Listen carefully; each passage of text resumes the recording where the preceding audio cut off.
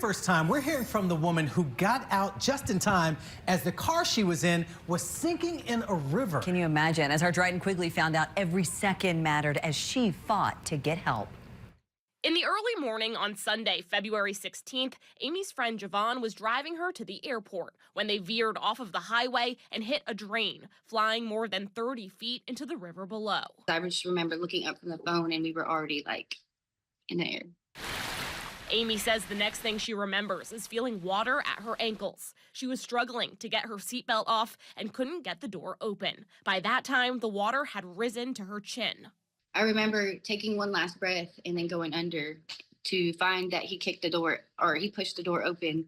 And then once I came up outside of the car, I screamed his name and he screamed my name. Amy held onto a tree while Javon was swept downstream.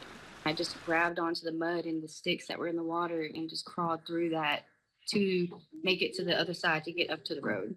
She fell down the steep hill twice and had to climb over a barbed wire fence. She said Javon's screams in the distance kept her going, and the fear that if she didn't get help, no one would ever find them. I just kept saying, he's going to be okay. He's going to be okay because I'm going to get up to the road and I'm going to get him help. 10 drivers passed by before one eventually stopped to help, calling 911. Javon was found an hour later by first responders, half a mile downstream, hypothermic, but alive. Sister was like, they found him, he's alert. And I just was like, thank you, God, thank you, God, thank you, God. And that's all I could think was, thank you, God. Amy says if he didn't get that door open, neither of them would be here today.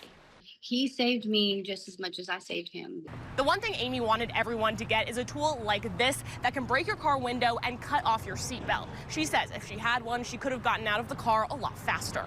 In Dixon County, Dryden Quigley, WSMV4.